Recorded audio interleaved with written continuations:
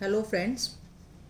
पिछले हम जो चैप्टर पढ़ रहे हैं फ़िश कल्चर पढ़ रहे हैं, जिसमें मैंने आप लोगों को फ़िश कल्चर में फ़िश हमें कैसी सेलेक्ट करनी चाहिए, कैसा भारत के अंदर फ़िश कल्चर क्या है एंड उसके एक्सटर्नल अफेक्टिंग फैक्टर्स जो हैं वो क्या हैं और मैनेजमेंट हम कैसे कर सकते हैं एंड पॉन्ड्स जो हैं वो हमें किस तरह के चाहिए होते हैं। ब्रीडिंग मैंने बताई थी आप लोगों को दो तरीके की होती है, नेचुरल ब्रीडिंग और आर्टिफिशियल ब्रीडिंग। आज मैं आप लोगों को बता रही हूँ कि टाइप्स ऑफ इंड्यूस्ड ब्रीडिंग कैसे होती है, कितनी तरह की होती है, कैसे होती है।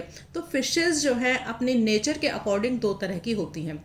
एक तो जो पॉन्ड्स में आसानी से रिप्रोडक्शन कर सकें और दूसरी वो जो पॉन्ड्स के अंदर आसानी से प्रजनन नहीं कर पाती हों, ऐसी फिशेस होती हैं। तो इसलिए इन दोनों तरह की ही फिशेस का जो ब्रीडिंग प्रोसेस है वो अलग अलग तरीके के होता है। तो फर्स्ट मेथड मैं आपको बता रही हूँ, method of inducing in pond of breeding fishes means ऐसी फिशेस जो कि पॉन्ड्स के अंदर आसानी से ब्रीडिंग कर सकती हों। यूँ तो जो फिशेस जो होती हैं वो आर्टिफिशियल पॉन्ड के अंदर भी ब्रीडिंग करने के लिए अडप्टिव होती हैं, लेकिन फिर भी सफल ब्रीडिंग के लिए इनको कुछ इंड्यूसमेंट की ज़रूरत होती है। तो सबसे पहले इनको इनकी जो लिंग के अनुसार मीन्स मेल और फीमेल्स को सबसे पहले अलग किया जाता है, उनको एक ग्रुप्स में बांट दिया जाता है जिससे कि नेचुरल तरीके से आसानी से ब्रीडिंग हो सके। ठीक है, नाउ इसके बाद में जो फिशेस हैं उनको किसी भी एक स्थिति के अंदर रख करके स्पॉनिंग इंड्यूसमेंट जो है वो दिया जाता है। कोई किसी भी तरीके से मीन्स कोई भी सबसे पहले जो ब्रीडिंग पॉन्ड्स होते हैं उनमें ग्रुप्स में जो फिशेस जो होती हैं उनको छोड़ दिया जाता है। दूसरी जो बात होती है कि जो पुराना जल होता है उसको बदल करके पानी, बारिश का जो ताज़ा पानी होता है उससे भर दिया जाता है। तीसरा, अंडों को आपस में चिपकने के लिए एक सरफेस जो है वो उपलब्ध कराई जाती है। एंड फोर्थ वन जो है विशेष तापमान और प्रकाश की तीव्रता जो है वो सुनिश्चित करवाई जाती है।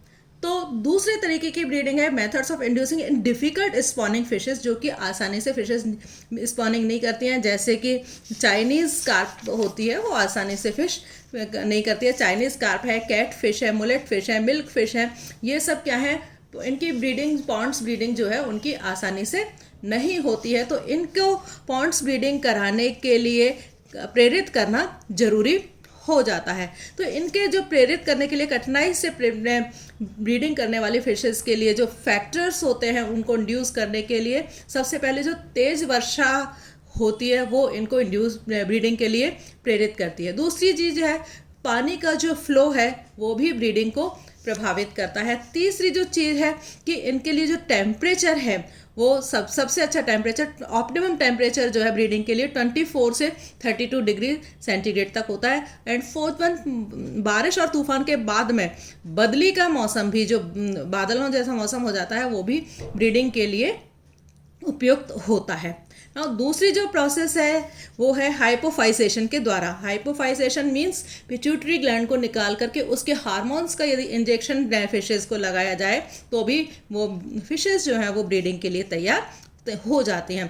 तो सबसे पहले इसमें क्या करता है हाइपोफाइसेशन के द्वारा प्रेजेंट है, सबसे पहले जो पिट्यूटरी ग्लैंड होती है उसके द्वारा एक तो गोनेडोट्रोपिन हार्मोन सीक्रेट हो जाता है। गोनेडोट्रोपिन हार्मोन जो सीक्रेट होता है उससे FSH और LH जो गोनाड्स हैं उनके परिपक्वन होने तथा मछलियों के प्रजनन को प्रभावित करते हैं। तो FSH और LH किसके द्वारा? गोनेडोट्रोपिन हार्मोन के द्वारा प्रभावित होते हैं।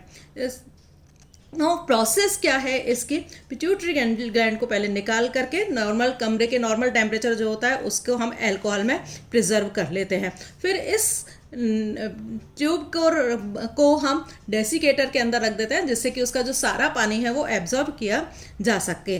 फिर पिट्यूटरी ग्लैंड को 36 घंटे के लिए एसीटोन में रखने के पश्चात मुंह बंद शीशी में बंद करके फ्रिज के अंदर हम सुरक्षित रखा जा सकता है। ठीक है, तो इसके लिए हमें जो फ़िश लेनी चाहिए पिट्यूटरी ग्लैंड को निकालने के लिए वो स्वस्थ होनी चाहिए और हेल्दी फिशेस जो हैं वो होनी चाहिए। फिर इसको फिर पिट्यूटरी ग्लैंड जो होती है इसका एक्सट्रैक्ट बनाया जाता है। इसको पहले वेट कर लिया जाता है और एक्सट्रैक्ट बनाने के लिए इसको 0.3 सैलाइन वाटर और ग्लिसरीन में डाल करके 15 मिनट तक 20,000 RPM पर इसको होमोजिनेट किया जा सकता है, जिससे कि इसका सुपरनेंट जो है पानी जो है वो ऊपर आ जाता है और जो इसका सॉलिड पार्ट है वो नीचे की तरफ रह जाता है। फिर इस सुपरनेंट के जो हैं इंजेक्शंस फिशेस के अंदर लगाए जाते हैं, जो कि कॉर्डल फिन पर भी लगाए जा सकते हैं और इंट्रामस्कुलर इंजेक्शंस भी लगाए जा सकते हैं।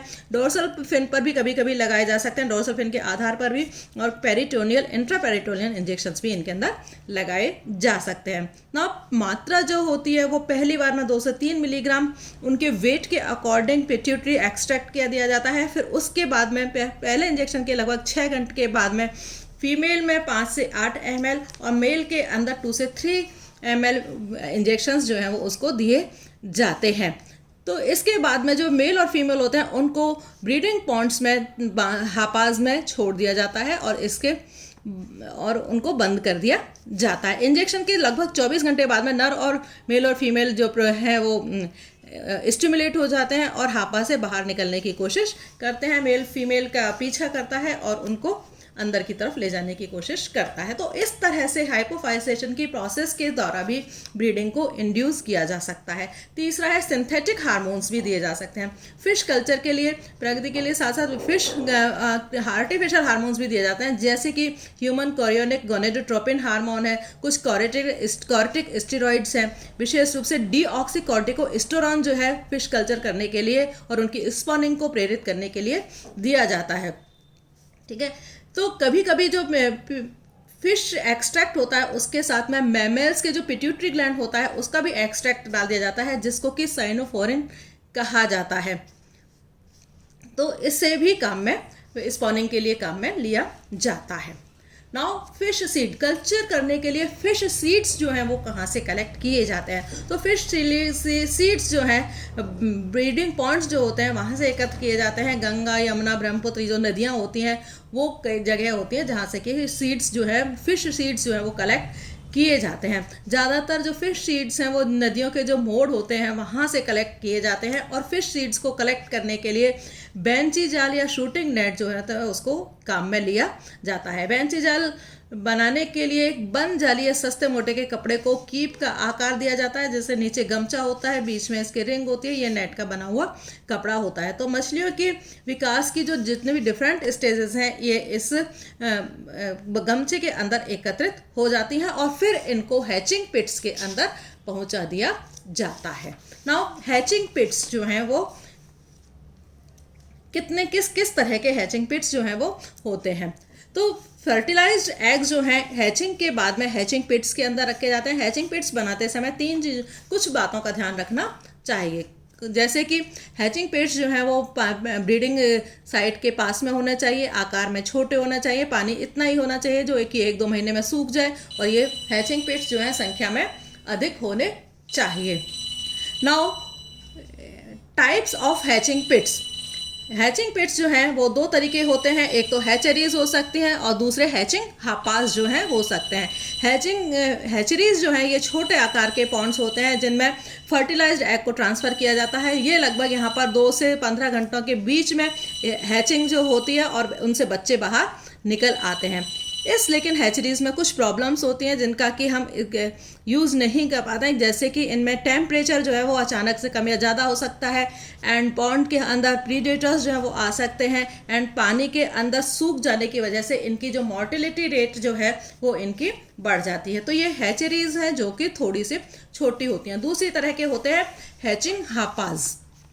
हैचिंग हापाज ये एक ट्रफ के आकार के टैंक्स होते हैं और इस प्रकार के हापाज जो हैं पानी के लगातार बहाव के कारण मछली के अंडों को इसमें हवा मिलती रहती है, जिससे कि उनको ऑक्सीजन की कमी नहीं होती है। इसके अलावा हैचिंग हापाज जो है वो नदी में बांस के टुकड़े गाड़कर इनमें मोटा टुकड़ा कपड़ा लगा करके बांध करके फिर इनको बनाया जाता है। फिर इनके बाहरी हापा के अंदर मच्छरदानी की जाली को बांधा जाता है। हापा का जो साइज है 3 × 1.5 × 1 फीट होता है। जो हापाज होते हैं, हैचिंग हापाज जो होते हैं, फिर वो 2 तरीके के होते हैं, एक तो फिक्स्ड है टाइप हापा और दूसरा फ्लोटिंग टाइप हापा। फिक्स्ड हापा जो है जहाँ हापा के जो लंबा सिरों को स्थिर नहीं किया जा सकता हो वहीं हैचिंग हापाज का जो है यूज़ किया जाता है। मीन्स हैचिंग हापाज में जो बांस है उनको ज़मीन के अंदर गाड़ दिया जाता है और वो एक ही जगह पर स्थिर हो जाता है।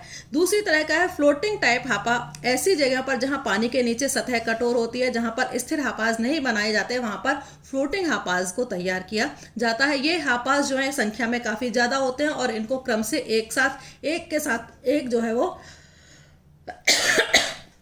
बांध दिया जाता है। फिर हापाज में अंडों की एक ही परत फैलाई जाती है, जिससे कि ओवर क्राउडिंग, एग्स की ओवर क्राउडिंग नहीं हो। ये एग्स जो है वो हैचिंग जो है बाहरी हापा में करते हैं और जिनकी एग मेम्ब्रेन जो है अंदर वाली हापा में रह जाती है। तो हैचलिंग्स को 36 यहाँ पर जो एग से जो बच्चे निकलते हैं उनको हैचलिंग्स कहते हैं और ये इन हैचलिंग्स को 36 से 48 घंटे तक हापा में ही रखा जाता है।